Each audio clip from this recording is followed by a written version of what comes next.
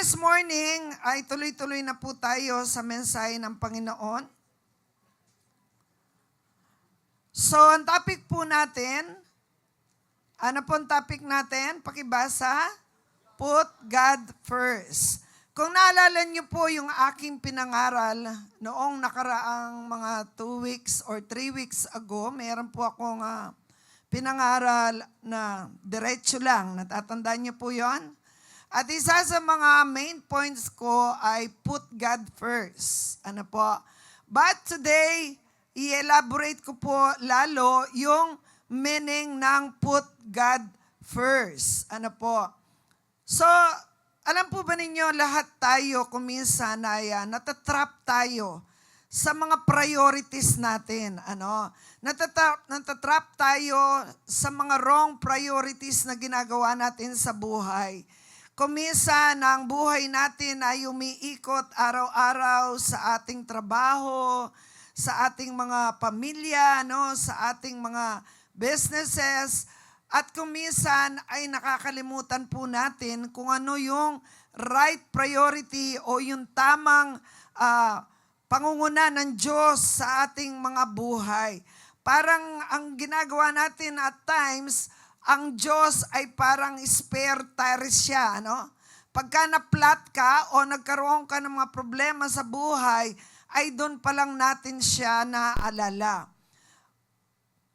Subalit alam po natin na sa kabila ng mga chaos na nangyayari sa atin, isa lang ang pwedeng gawin natin para umayos po tayo. And that is, put God first in your life. Now, ang tanong ko po ay ganito, sino po ang number 1 sa buhay nyo? Di po kayo sumasagot. Sino po ang number 1 sa buhay nyo? Si Lord. So, dapat po siya, when we're talking about the word, put God first, ano pong ibig sabihin ng put God first? It means you are making God, basahin po natin, it means you are making God the most important in your life. Siya yung pinaka-importante. It means letting Him guide your choices and actions. Siya rin yung hinaayaan mong gumabay sa'yo sa mga plano mo, sa mga choices na ginagawa natin sa araw-araw. It is telling God, you are my number 1 priority in my life. Marami po tayong mga priority sa buhay. Meron tayong mga pamilya, meron tayong trabaho, at marami pang ginagalawan. But the Lord wants us to be reminded na kailangan He must be the number 1 priority in our life. So pagka sinabi natin put God first, it is a way of finding strength and purpose in His love. So pag siya ang nauna, even yung mga purpose natin, bakit tayo nabubuhay, yun pa rin plano niya ang gusto nating ginagawa. Now, what are the benefits of putting God first in your life? Meron po bang pagpapala kapag ginawa nating number 1 si Lord sa buhay natin? Sino pong naniniwala that there is blessing when you put God first? Magsabi ng amen. So there are many blessing or benefits. Ano po? Pagka ang Diyos ang number 1 po sa buhay natin, nagkakaroon po tayo ng sabi dyan, unmatched peace o yung kapayapaan. Dahil ang Diyos ang ginagawa mong number 1, you are releasing your worries to God, brings an inner calm and peace that transcends difficult circumstances. Sino po ang merong mga pinagdaraanan na parang napakahirap na sitwasyon na meron kayo? Alam po ba nyo, if you're going to put God first in your life, kahit anong worries na meron tayo, pag yan ay binigay mo sa Diyos, nagkakaroon ka ng tinatawag na peace of mind. Amen. Sino na pong nakaranas ng kapayapaan ng gagaling sa Diyos? Magsabi ng amen. At alam po natin na ang kapayapaang ito ay kailangan ng bawat isa. Lalo na sa panahon natin na hindi natin alam kung anong mangyayari bukas. We don't know what's going to happen in the future. But when you put God first, sabi niya dyan, nagkakaroon ka ng inner calm at inner peace. Na lahat ng mga difficult circumstances ay nalalagpasan natin without worrying. Nawawala yung lahat ng takot sa ating mga puso. Maybe some of you may mga problema kayo. Maybe some of you ay may mga karamdaman. But when you put God first, kapatid, I'm telling you, bibigyan ka ng kapayapaan ng Diyos. Amen? And then we have divine direction. By seeking wisdom, you receive guidance and clarity for your decisions, keeping you on a fulfilling path. So pag tayo po ay inuna natin ng Diyos, nagkakaroon tayo ng direction, divine direction.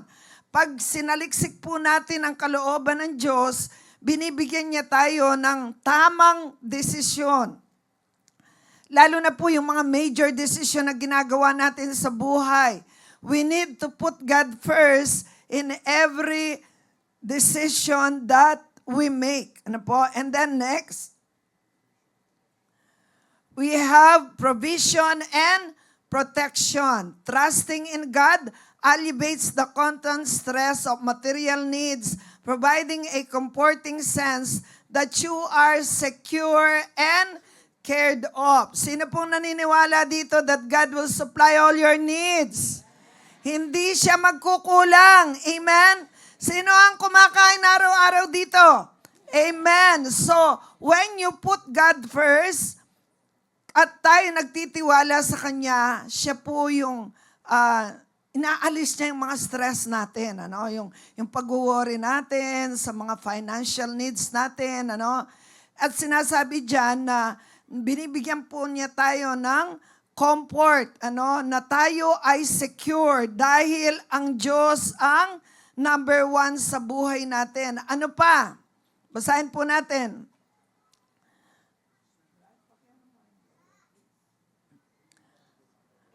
Strengthen character. Making God your number 1 priority develops the fruit of the Holy Spirit in your life. Alam po ba ninyo na pag ang Diyos ang naging number 1 sa inyo, dinidevelop niya yung bunga ng Holy Spirit sa atin at lumalakas o nagbabago yung mga character natin. Sino pong nakakaalala kung ano yung mga fruit of the Holy Spirit? Ano po sila? Love, joy, patience, kindness, goodness, gentleness, long-suffering, and self-control. Hindi po sila tinawag na fruits. Hindi sila plural kasi isa lang sila. Parang nandun na sa isang bunga lahat ng bunga ng Holy Spirit. At pag ang mga ito, pag ginawa mong number 1 si Lord sa buhay mo, ang bunga ng Holy Spirit, yan po ang lalabas sa atin. Instead na meron kang hatred, nagkakaroon ka ng love. Instead, nagkakaroon ka ng fear, nagkakaroon ka ng peace of mind. At marami pa pong iba na nandoon lahat sa fruit of the Holy Spirit. Sino pong gusto dito na makita yung bunga ng Holy Spirit sa buhay niyo? Magsabi kayo ng amen. It is very important that the fruit of the Holy Spirit will be seen in our lives. Kasi yan po yung Christ-like character. Every time that people will look at you at nakikita nila yung bunga ng Holy Spirit, nakikita po nila ang ating Panginoong Hesus sa ating mga buhay. Because it is the Holy Spirit, ang Holy Spirit ang seal natin that we belong to Christ. That's why if you make God number 1 in your life, nadidevelop po yung bunga ng Holy Spirit. And then, we learn our true purpose. Sa inyo pong edad ngayon, alam niyo po ba kung anong purpose ng Diyos sa buhay niyo? O wala lang, Nabuhay lang po ako, mamamatay din. Sayang naman po ang buhay natin kung nabuhay ka lang na walang purpose ang life mo. Amen. So, it is not how many years we live, it is how we use our life for His glory. Kasi po, bawat segundong binibigay ng Diyos ay napakahalaga. That's why we need to make God as number one in our life kasi nagiging maayos yung purpose mo. Nagiging number one yung pagmamahal mo sa Panginoon, yung to love God and to love people. So, yung mga mali-maling ginagawa po natin ay nagiging maayos dahil inuuna natin ang ating Panginoon.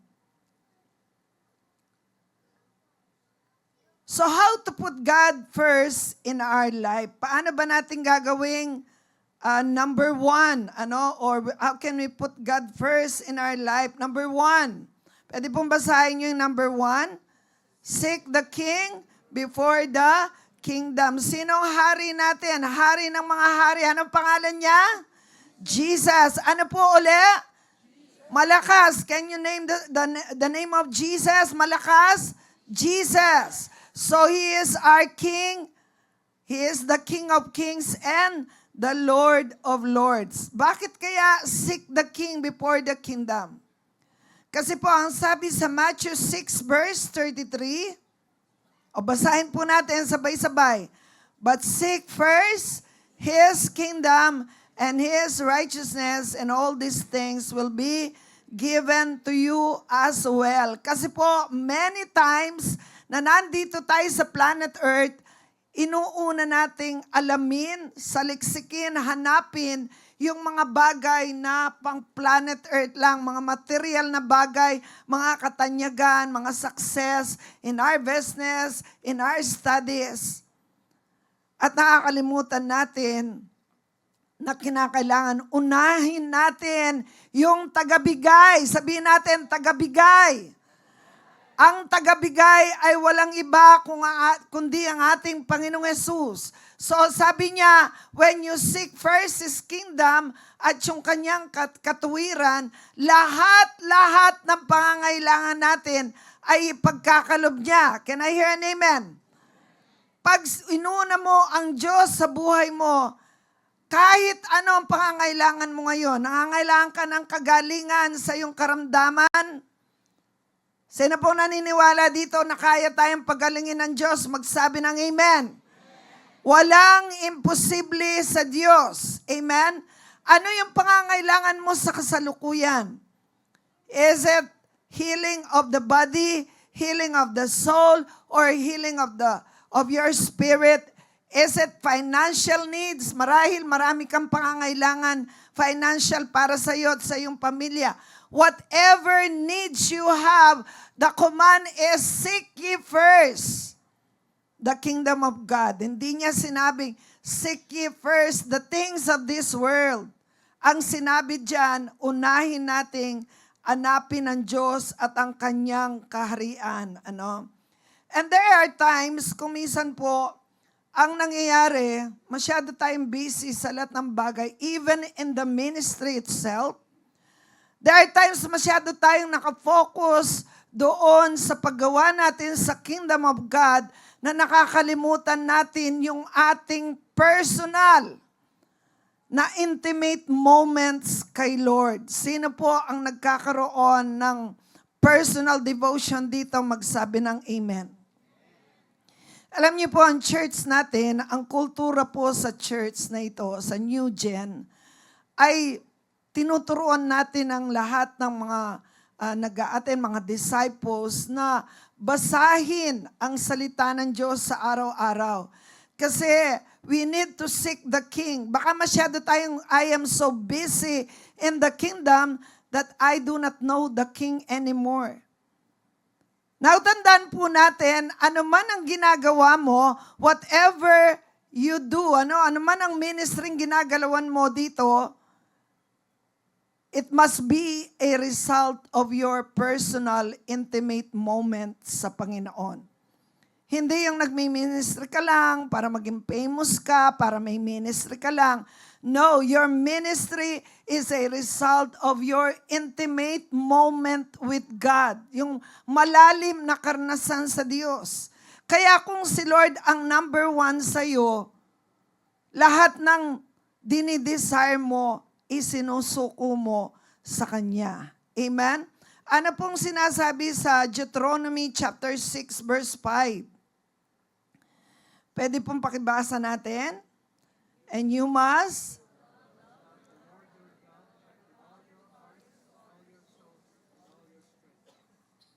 yung isa pa, Mark 12:30. And you must love the Lord your God with all your heart, all your soul, all your mind, and all your strength. Bakit naulit po siya? Yung sa Deuteronomy, that is a book in the Old Testament. Yung sa book of Mark is a book in the New Testament.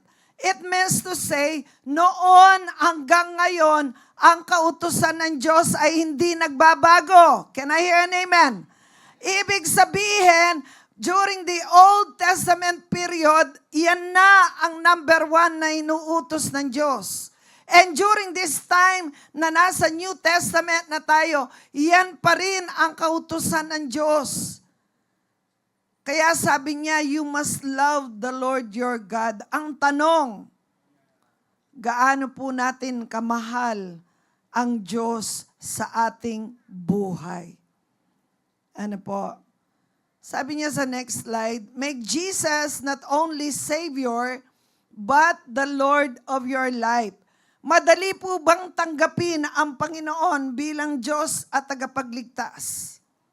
Sino magsasabi ng yes? The answer is yes. Madali siyang tanggapin. Once na sinyer sa iyo ang gospel, iimbitahin ka to accept the Lord in your heart. Magpipray ka, kagaya po ng ginagawa natin. Every Sunday, merong prayer of acceptance sa mga bago.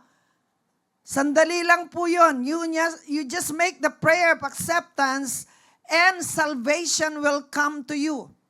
Ang mahirap ay yung magiging Lord siya ng buhay mo.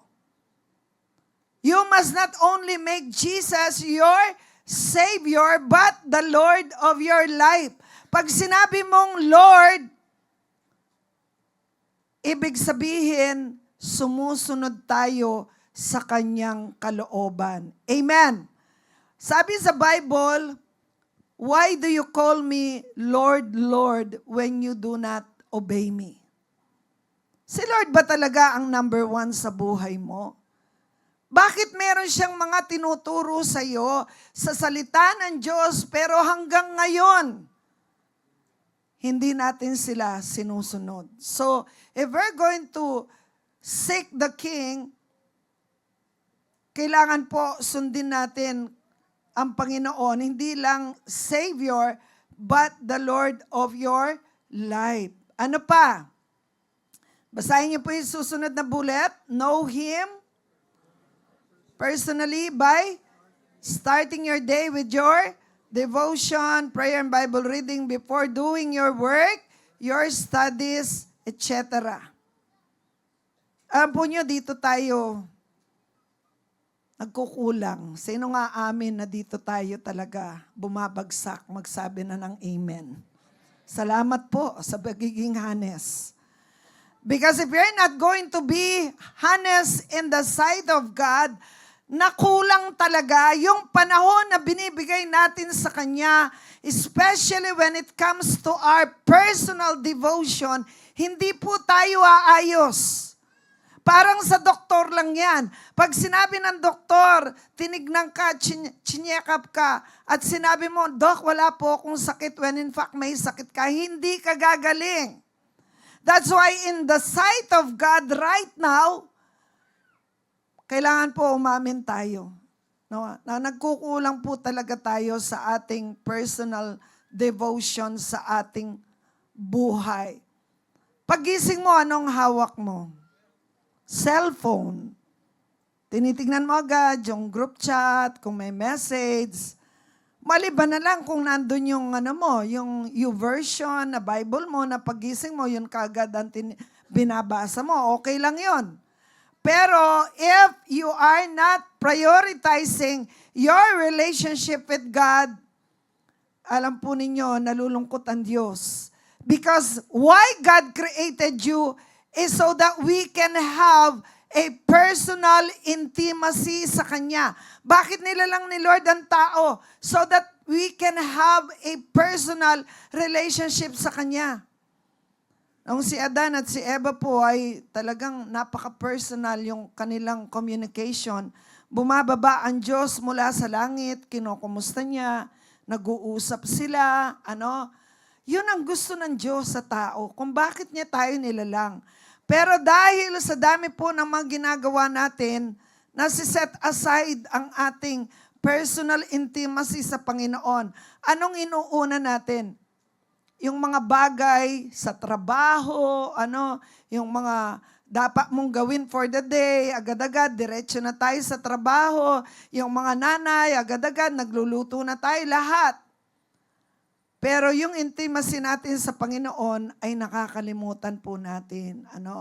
That's why, ang question dyan, talaga bang number 1 si Lord sa buhay mo? Siya sa atin lang po natin yung puso natin kung gaano tayo nagbibigay ng panahon sa ating pananalangin, sa ating pagbabasa ng Bible. Doon pa lang, machi-check mo na, pasado ba ako o bagsak ako? Kayo po ang nakakaalam sa ginagawa nyo sa araw-araw na po. Pero ito ang isang gusto kong maging madiin po sa atin sa umagang ito. If you really want to experience the blessing of God, unahin mo siya sa bawat araw na itinalaga ng Diyos. Can I hear an amen? Unahin po natin siya whether not kayo ay nagtatrabaho sa gabi, kung ano yung time na meron kayo, bigyan po natin ng panahon ang ating pakikipag-ugnayan sa Diyos. Next, seeking His guidance first. Before making major life decisions, you pray and consult His will rather than relying solely on your own understanding. Ano po ba yung mga major decision na ginagawa natin? Yung mga estudyante, umpisan ko sa mga estudyante. Pag sila ay nagtapos ng high school, papasok sila sa college level, iisipin nila kung anong kurso ang kukunin nila. At pag sila ay nagkamali, magsiship na naman ng ibang kurso hanggang umabot yung ilang taon, wala siyang natapos kasi papalit-palit siya ng kurso. That's why you need to ask the Lord, Lord, ano ba ang gusto mong kunin ko na kurso sa aking pag-aaral? You need to seek His guidance.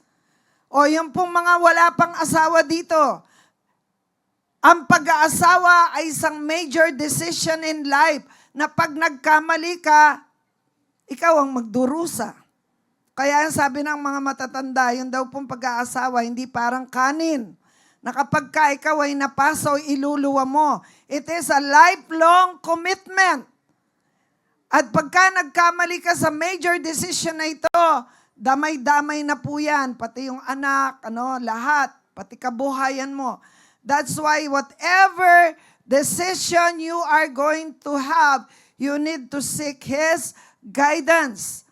Even po yung mga pagtatrabaho natin, yung mga gusto nating mag-abroad, you need to seek God's guidance. Alam po niyo ako, pagka nag-pray ako, at naging very effective po ito sa akin, nung ako ay wala pang asawa, ang prayer ko ganito. Kasi po, sabi ko nga nung nakaraan, nakapetisyon ako, papuntang Amerika. Naghintay ako from 1980 to 1989, that is 9 years. And then, sabi ko, Lord, ano ba ang kalooban mo? Do you want me to go to the US o gusto mo kong mag-stay sa Pilipinas? Ang prayer ko po ganito, Panginoon, kung ano po yung nakakabuti, kung ano yung kalooban mo, yun ang gawin mo. Hindi po ako nag-pray na, Lord, gusto kong pumunta ng Amerika. Lord, gusto kong magstay sa Pilipinas. Ang pinag-pray ko po, yung gusto mo ang mangyari sa akin. And I praise God. Hindi man ako nakapunta ng Amerika, masaya naman po akong ginagamit ni Lord sa gawain niya. Amen. So, ginawa po ni Lord yung pinaka-the best. Nakapag-asawa ako ng pastor, nagkaroon ako ng anak. Ngayon ay ginagamit tayo sa gawain ng Panginoon because we need to seek His guidance first. And then, sabi niya, constant conversation. Turning to prayer throughout the day rather than just during set morning or meal time. So, ang ating pong intimacy sa Panginoon, hindi lang siya during our personal devotion. Paglabas mo ng bahay, continuous yung communication mo kay Lord. Pagsakay mo ng sasakyan, nakasakay ka sa bus o sa jeep or nag-drive ka, continuous yung communication mo. 24 hours, kahit natutulog na tayo, dapat connected pa rin tayo sa Kanya. Amen. Because we do not know what's going to happen the whole day. Pero pag connected ka sa Diyos, alam mo na po protectionan tayo. Ano man ang mangyari, hindi niya tayo pababayaan. Can I hear an amen, church? Sino naniniwala dito na nakatutok ang mata ni Lord sa iyo? Kaya wala po tayong pwedeng itago sa Kanya. Kaya mga kapatid, if we are going to obey God to make Him as first in our life, saliksikin po na natin, kilalanin natin ang Diyos. Unahin natin ang Kanyang kalooban. Number 2, surrender your will to God's will. So pag sinabi nating surrender, sa battle, pag sinabing surrender, anong ibig sabihin nun? Sila ay nagpapasakop doon sa kanilang kalaban. Pag sila po ay nag-aano na ng surrender when it comes to war. Alam po ba ninyo na ang nais ni Lord? Ang gusto ng Panginoon, ibigay yung pinaka-the best sa atin. Amen? Sino naniniwala na maganda ang plano ni Lord sa iyo? Magsabi ka ng amen. Alam mo ba na ang will ni Lord ay mas maganda kaysa sa plano mo? He knows what is best for you. Sa lahat ng aspeto po ng ating buhay, alam na alam ni Lord yung pinaka-the best para sa iyo. Even in every decision that we make.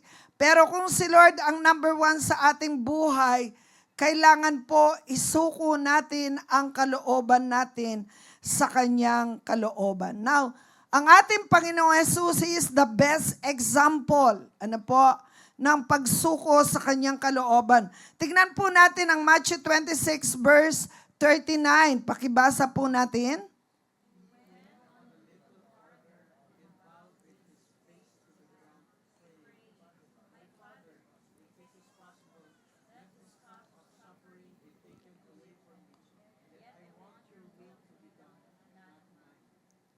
Sino po nagsabi niyan?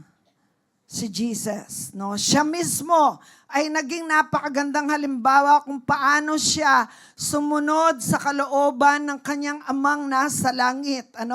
Yung nangyayari sa kanya, it was so painful in saving the world. Napakahirap yung kanyang dinaanan. Napakahirap yung kanyang naranasan. Napakasakit.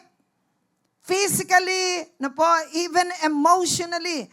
Pero ang sabi ng Panginoong Jesus, Lord, sabi niya, kung posible lang naman, Lord, alisin mo na yung suffering na ito, sabi niya. Pero, sabi niya, I want your will to be done, not mine. Grabe po si Lord, Kahit na nahihirapan siya, talagang sinuko niya ang kanyang kalooban. Sabi niya, not my will but yours be done. Surrendering control and accepting God's plan for your life, even when it challenges your immediate personal desires. Trusting God in every season in your life and obeying the conviction of the Holy Spirit daily. So pag sinabi nating not my will, Ibig pong sabihin, yung plano mo, no? Kahit ano pa ang plano mo, sinusuko mo yan sa Panginoon. At nagtitiwala ka in every season in your life. So, lahat po tayo may mga season, ano? Meron tayong season of waiting na tinatawag na kung minsan ay napakahirap. Ang pinakamahirap na sa waiting yung magtitiwala ka sa Diyos, no? So, dito'y makikita, masusubok ang pananampalataya mo sa Diyos. Kaya po kung meron kayong mga personal testimony, alam ko meron kayong mga season of waiting. Pero sa tamang panahon ay tinugon ng Lord ang lahat ng inyong mga panalangin. Sino po ang tinugon ni Lord ang kanilang mga panalangin dito? Pwede bang itaas ang mga kamay? Amen. So ibig sabihin, ang Diyos natin ay Diyos na sumasagot sa mga pangangailangan at desires ng kanyang mga anak. Pero, kuminsan po, yung paghihintay ang talagang mahirap. Ano? So marami po akong nakakausap, lalo na yung iba, no, nagpe-pray sila, magkaroon ng asawa, umaabot na sila ng 40, pataas, wala pa ring asawa, ano. And then, we just keep on telling them, you need to trust God because God has His own way of giving the best for you. Amen. Sinong naniniwala dito na pag nagbigay si Lord, hindi siya nagbibigay ng basta-basta? Ang binibigay niya yung pinaka-the best because you deserve it. Because you are a child of God. Kaya lang ang problema kung minsan nagmamadali tayo, Lord, kahit sino na lang, kahit yung ano na lang doon, yung nagbabasura, basta magkaasawa lang ako. Kapatid, hindi yan ang desire ni Lord sa'yo. Amen. Kung minsan kasi nagmamadali po tayo eh. Kaya yung best nami-miss natin. Kagaya lang ni Abraham, di ba? Ang sabi ng Diyos kay Abraham, Abraham, bibigyan kita ng anak. Kaso umabot po siya ng 99 years old, almost 100. Yung panahon na yon, para kay Sarah, siya po ay menopause na. Big sabihin, no more, wala nang chance na manganak siya kasi talagang tuyo na yung kanyang reproductive organ. Pero ang sabi ng Diyos, bakit tumawa si Sarah? Kasi napatawa po si Sarah eh. Ano naman, sabi niya, manganganak pa ako, lolang-lola na yung itsura ko. Meron pa kayang desire si Abraham para sa akin? Sabi niya. So nagkaroon po siya ng doubt kasi nandun siya sa period of limitation. Nandun siya sa situation na ang nakikita lang niya yung physical impossibilities. Kaya ang sabi ng Diyos sa kanya, is there anything too hard for the Lord? Narinig niyo po ba ako? Is there anything too hard for the Lord? Meron bang imposible kay Lord? Wala. Kasi Diyos siya sa atin, imposible. Kasi tao tayo, limitadong kaya natin gawin. Pero sa Diyos, walang imposible sa Kanya. Sige, palakpakan mo siya. Whatever the desire of your heart, ang importante dyan po, ma-develop yung tiwala natin. Ano? Kailangan meron tayong tiwala sa Diyos. Sa anumang sitwasyon na meron kayo. Kaya po, napakahalaga na sinusunod natin yung conviction ng Holy Spirit. Ano? So whatever problems you have, marriage, finances, ano po, sa pag-aaral, ano, sa ating gustong magkaroon ng pamilya, gustong magkaroon ng asawa, gustong magkaroon ng business, gustong magkaroon ng anak, ano, lahat ng bagay ay walang imposible sa Diyos. Kailangan lang po tayong magtiwala at sumunod sa Kanyang kalooban. Ano pong sinasabi sa 1 Samuel 15 verse 22? Pwede po bang basahin natin? But Samuel replied, "What is more pleasing to the Lord, your burnt offerings and sacrifices, or your obedience to His voice? Listen, obedience is better than sacrifice, and submission is better than offering the fat of rams." So, number one ba talaga si Lord sa'yo? Ang tanong, sinusunod po ba natin siya? Sino nandito na may pinapagawa si Lord sa'yo? Di ba lahat tayo meron siyang sinasabi? Every time you listen to the gospel, every time you listen to the preaching of the word, every time na kayo nag-a-attend ng care group, every time na nagbabasa kayo ng Bible, there's always the message of God. Pero ang tanong, willing po ba tayong sumunod sa kanyang sinasabi sa atin? Kagaya ni Abraham, napakahirap. Ang sumunod sa Diyos. Pinangakuhan siya ng isang anak sa katauhan po ni Isaac. And then, nung ito ay lumaki na ng konti, sasabihin ba naman ni Lord sa kanya, i-offer mo si Isaac sa akin. And during that time, pag in-offer mo ang iyong anak kay Lord or mga animals, it means death. Pero alam po nyo, hindi siya nagduda sa pinapagawa ng Diyos because that is part of His testing. Nang siya ay sumunod, anong nangyari? Hindi po namatay si Isaac kasi napatunayan ng Diyos na ang Diyos ang number one sa buhay ni Abraham. Kaya anong nangyari? Pinagpala po ng todo-todo si Abraham at ang kanyang pamilya. Mga kapatid, if we make God as number one in our lives, kailangan po surrender natin ang ating kalooban sa Kanya. Meron bang mga nandito na may pinapagawa si Lord? Uulitin ko po yun. Kung may pinapagawa siya sa iyo at alam mong yun ang kanyang kalooban based on God's Word, the choice is yours. Susunod ka ba o hindi? Kayo po ang magdedesisyon. Hindi kaming mga leaders nyo. Kaming mga leaders, taga-remind lang po kami, taga-correct, but the decision ay nasa atin. Ano po, kaya ang prayer namin ay maitanim sa ating mga puso to obey God. Because obedience is better than sacrifice. And then lastly, dito po ako magtatapos. Number 3, keep yourselves from idols. Sabihin mo sa katabi mo, keep yourselves from idols. Ang sabi po sa next slide, keep yourselves from idols is a famous warning from 1 John 5 verse 21, advising believers to avoid anything that replaces God in their hearts. Ano pong sinasabi sa 1 John chapter 5 verse 21? Pwede bang basahin natin sabay-sabay mga kapatid?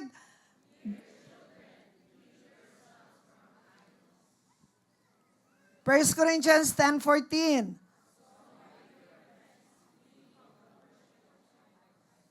Nakikita niyo po, hindi lang siya isang verse, but it is a multiple verse, na tinuturo sa atin that we need to keep ourselves from idols. So next slide, sabi niya, idolatry in the biblical sense goes beyond the worship of physical idols. It encompasses anything that takes precedence over God in our hearts. So, alam po ba niyo sa Old Testament, naka-emphasize doon yung commandment na thou shall not make unto thee any graven image. Kasi po, yung mga idols na ginagawa nila, ginagawa po nilang Diyos, Diyos-Diyosan. At ang Panginoon sabi niya, thou shall not make, yung palang word na make. Hindi pa niya sinabing thou shall not adore the image. Yung palang word na thou shall not make. Huwag kayong gagawa ng anumang bagay o anumang rebulto, sabi niya, na magiging sandalan nyo, magiging Diyos nyo. Because God is a spirit. Can I hear an amen? God is a spirit, and they that worship Him must worship Him in spirit and in truth. Hindi po nakatira ang Diyos sa anumang building. Hindi siya nakatira sa anumang imahin. Nakatira ang Diyos sa ating mga puso. Amen? That's why when we worship God, we need to worship Him in spirit and in truth. So, pag sinabing idolatry, hindi lang po yung mga idols. Meron ding mga common idols today, kagaya ng, success and career. So, overworking or living for a specific title. Kumisan masyado ka nang nakapokus sa career mo, sa success mo, sa studies mo, na wala ka ng panahon para sa Diyos. Masyado kang nag-overthink, masyado ka ng overwork, na nakakalimutan mo na mayroon kang dapat na tamang relasyon sa Diyos. Ano pa? Wealth. Kuminsan po yung mga material na possession, ay doon tayo nakatayo. Sinasabi natin, pag nagkaroon ako ng bahay, kotse, ng maraming pera, talagang nakatayo na ako, nakasandal pa ako sa pader. Hindi po tayo nananangan dapat sa mga bagay na material, sapagkat nanggagaling pong lahat ng blessing natin ay sa Diyos. Amen? Maliwanag po ba na ang lahat ng blessing na meron ka ngayon ay galing sa Diyos? Kaya dapat nakasandal ka sa Panginoon, sa giver, hindi dun sa gifts na binibigay niya. Kasi pwede pong mawala ang lahat niyan. Naalala ko yung kuya ko noon, nung time ng pinatubo, nagtrabaho po siya ng maraming panahon sa Saudi Arabia. During that time, sikat pa yung pag-abroad sa Saudi Arabia. So, ang ginawa po niya, ilang years siya sa Saudi Arabia, and then pinatayo niya yung kanyang bahay, doon sa may Bamban. Napakaganda po ng bahay niya lahat, pati po yung isang kuya ko na galing din ng Saudi. Nakapagpatayo po sila ng mga bungalow, mga bahay, Kaya lang, nung biglang dumating ang time na pumutok ang pinatubo, iyon na po yung pagsubok. Biglang bumagsak ang napakalakas na lahar, and yung mga ilog doon sa Bamban, na puno po yun. At yung kanilang mga bahay ay natabunan po ng lahar. Kaya wala po, zero. Zero na yung mga bahay nila. At doon ko na-realize na kahit ano palang material na meron tayo, binuhos mo lahat ang panahon mo doon. Sa isang iglap, pag gumanon lang ang Diyos, talagang mawawala po yun. That's why you should not depend on what material things you have right now. Ang seguridad mo ay wala sa pera. Can I hear an amen? Ang seguridad natin ay nasa Panginoon. We are blessed. Hindi tayo sinuswerte. Wala pong sinuswerte sa mga Kristiyano. Amen. Tayo ay pinagpapala ng Diyos. Because you are a child of God. Pagpapalain ka niya. Kaya po yung lahat ng bagay na meron tayo, we should be aware na lahat ng meron ka ngayon, pag hindi mo yan inihandog sa Panginoon at naging idol mo siya, mawawala po yan. Relationship, centering your life completely around a partner, friend, or how others perceive you. Kuminsan yung ating relasyon, maybe sa asawa. Meron nga po akong narinig na sabi niya, hindi ko alam, nagko-commit na yata ako ng idolatry. Sabi niya, kasi mas sinuuna ko yung asawa ko kaysa kay Lord. Sabi niya. So, mag-iingat po tayo when it comes to relationship, Baka hindi mo alam, mas marami kang panahon sa asawa, sa pamilya, and then wala ka ng time sa Diyos na buhay. Baka inuuna mo ang relationship na yan. Alam mo naman na hindi kalooban ng Panginoon at ayaw po nating sumunod. Kuminsan masakit po yung totoo, di ba? Truth hurts. Totoo po ba yun? Ang katotohanan ay masakit. Pero ang sabi ng Bible, and you shall know the truth, and the truth will set you free. Ang katotohanan ang magpapalaya sa atin. Kapag nireveal na ni Lord kung ano yung kalooban niya, sumunod po tayo. Because you will be set free from the works of the enemy. Kaya mag-iingat po tayo. Saliksikin po natin ang buhay natin. Sino ba talaga ang number one sa buhay mo? Baka yung relationship na. Halimbawa, sa boyfriend-girlfriend relationship, pagka nagkahiwalay po yan, hindi mo na nakikita sa church. Dinamay pa ang church. No, wala namang kasalanan ng church sa paghihiwalay nyo. Ibig sabihin, sino ba talaga ang number one sa'yo? Yung karelasyon mo o yung Diyos mo? Because if God is number one in your life, pati relationship mo dapat ayos yan. Sabihin natin sa Panginoon, yes, Lord. Malakas, yes, Lord. So, dapat sumunod po tayo. And then, self-image. Kung minsan yung pagtingin mo sa iyong sarili, mas matindi pa kaysa iyong relasyon sa Panginoon. So, alam po nyo yung idolatry, may consequence po yan. No? Idolatry has consequences just like any other sins. Next slide na po tayo. Ano pong sinasabi sa Exodus chapter 20, verse 4 to 5? Pwedeng pakibasa po natin.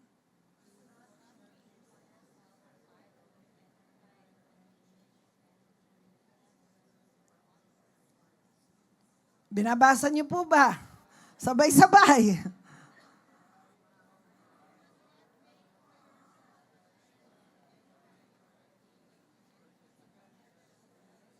Di pa rin sabay-sabay. O, sabay-sabay po tayo. 1, 2, ready, begin. You must not make for yourself an idol of any kind or an image of anything in the heavens or on the earth or in the sea. You must not bow down to them or worship them.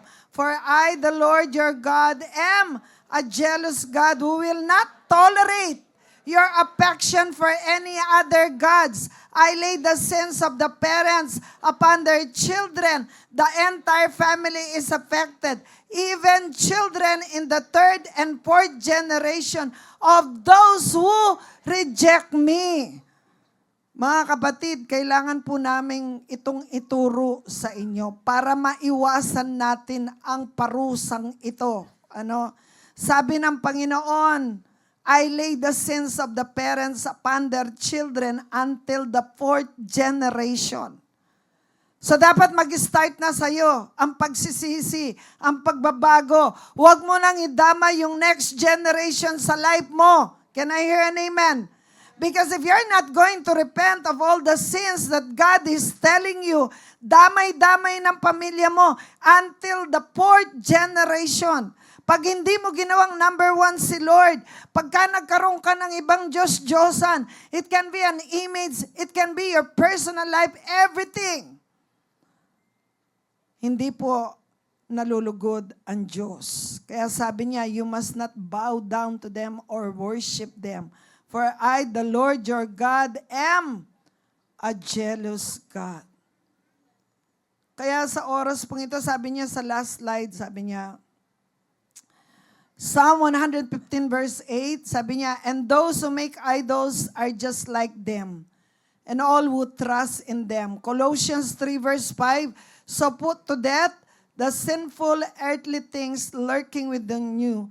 Have nothing to do with sexual immorality, impurity, lust, and evil desires. Don't be greedy, for a greedy person is an idolater, worshiping the things of this world. Mga kapatid, sa umagang ito, isang paalala ng Diyos sa atin na kailangan po magkaroon tayo ng assessment, personal assessment, because this concern your soul. Pag umarap ka kay Lord, ikaw lang mag-isa. That's why siguraduhin mo na ang buhay mo ay maayos sa harapan ng Diyos. Hindi po pag na-born again ang anak o ang magulang at yung iba ay hindi nakakilala sa Panginoon, hindi sila ligtas, maliban na sila rin ay makakilala kay Lord. Wala pong pack one, pack all dito. Salvation is an individual matter. Because your soul matters, kapatid. Ang kaluluwa mo ay napakahalaga. Yung katawan nating lupa, maiwan lang po yan. Sa lupa, babalik sa alabok. Pero yung kaluluwa mo, yan ang haharap sa Diyos. At pag yan ay humarap sa Diyos, paano ka haharap sa Kanya? Kung hanggang ngayon ay namumuhay tayo sa kasalanan, hindi si Lord ang number one sa buhay mo. Meron kang ibang priority na ginagawa. And I want to tell you today, it is not yet late. Hindi pa po huli ang lahat. Habang buhay pa tayo, habang buhay ka pa, habang hindi pa dumarating ang Panginoon, gumawa ka ng hakbang na lumapit sa Kanya at pagsisihan ng anumang ginagawa mo. If you did not make God as your number one in your life, now is the time to change. Bago dumating ang panahon ng paghuhukom, ang sabi sa Bible. I want you to understand this. Mahalaga ang kaluluwa mo. Mahalaga ka kay Lord. Kung hindi ka mahalaga, hindi siya mamamatay sa krus para mapatawaran ang kasalanan mo. Kailangan unawain mo, mahalaga ka sa Diyos. Hindi ka basta-basta, hindi ka basta lumabas lang sa mundong ito nang walang plano si Lord. May plano siya sa iyo. But the question is, willing ka bang gawin mo siyang number one sa buhay mo? Pwede po bang lahat tayo ngayon ay yumko tayo manalangin? Hallelujah. Thank you, Lord. Thank you, Jesus. Gusto ko pong makipag-usap kayo sa Panginoon sa oras na ito.